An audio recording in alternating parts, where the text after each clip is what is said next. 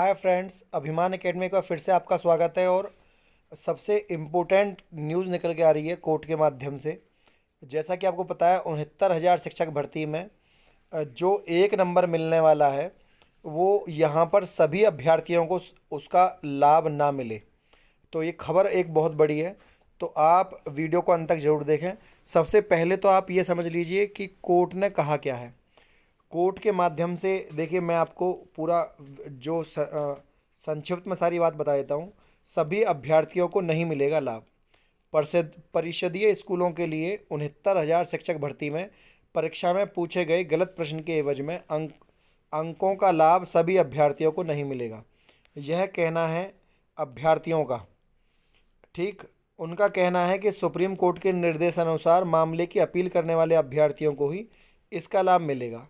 अब आप समझिए कि ऐसा अभ्यर्थी जो ये चाह रहा है हमें नंबर मिले और दूसरे को ना मिले, तो ये कहीं अपने आप में गलत भी है और सही भी है। गलत क्यों है और सही क्यों है, पहले दोनों दोनों अर्थ में इसका मतलब समझिए क्या है। सुप्रीम कोर्ट के निर्देशानुसार मामले में अपील करने वाले अभ्यर्थियों को ही इसका लाभ मिलेगा। अभ्यर्थियों ने इस संबंध में महानिदेशक स्कूल शिक्षा के बाद अब मुख्यमंत्री के से मामले में हस्तक्षेप की गुहार लगाई है। अभ्यर्थी राम कुमार ने कहा कि इससे अन्य अभ्यर्थियों के साथ अन्याय होगा।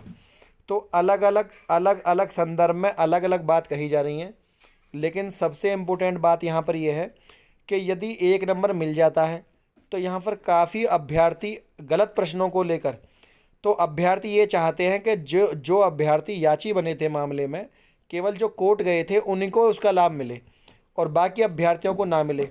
तो यहाँ पर देखिए, कई बार ये निर्णय कोर्ट को लेना होता है कि कोर्ट ये देखे कि एक तो मामला क्या है और किसी का अहित तो नहीं हो रहा है। कई बार कोर्ट की टिप्पणी ये भी देखने को मिली है कि जो जो सोता हुआ व्यक्ति है और वो जो है न्याय से वंचित हो जाता है। अब जो सोता हुआ व्यक्ति किसको कहा गया है? सोता हुआ, देखिए कोई ये मामले में टिप्पणी करी है कई बार कोर्ट ने, मैं आपसे अपने पास से नहीं कह रहा हूँ ये बात।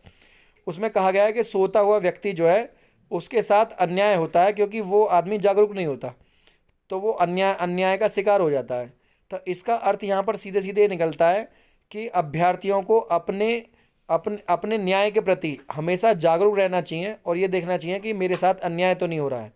तो यही मामला कोर्ट के सामने आया है और कोर्ट ने साफ कह दिया है यहाँ पर। लेकिन ये अभ्यर्थी जो गुहार लगा रहे हैं, देखिए जब जब एक एग्ज़ाम हुआ है और उस एग्ज़ाम में किसी गलत प्रश्न पर किसी को नंबर मिल रहा है, हो सकता है कि उसको उस समय याची लाभ ना मिले, पर यह भी सत्य है कि कोर्ट भी ये देखती है कहीं ऐसा ना हो कि यदि हम सबको लाभ ना दें तो बाकी अभ्यर्थी कोर्ट में जाएंगे, अपनी रिट डालेंगे और फिर वो अगर देखिए एक बच्चे को कोई लाभ मिला, तो यदि एक बच्चे को कोई लाभ मिलता है तो ऐसी स्थिति में क्या होता है? ऐसी स्थिति में ये होता है कि एक बच्चे को लाभ दे दिया कोर्ट ने कि तुम्हें जो, क्योंकि तुम यहाँ आए हो कोर्ट के माध्यम से, तो आपको एक नंबर, तुम्हारा जो क्वेश्चन गलत है उस पर हम तुम्हें नंबर देते हैं और सरकार तुम्हें नियुक्ति पत्र दे। यदि एक को मिल जाती है तो बाकी सबका रास्ता खुल जाता है। क्यों? क्योंकि बाकी सब अभ्यर्थी उसी ऑर्डर को आधार बनाकर कोर्ट के शरण में दोबारा जाएंगे और कोर्ट के शरण में दोबारा जाएंगे, इससे कोर्ट का समय खराब होता है।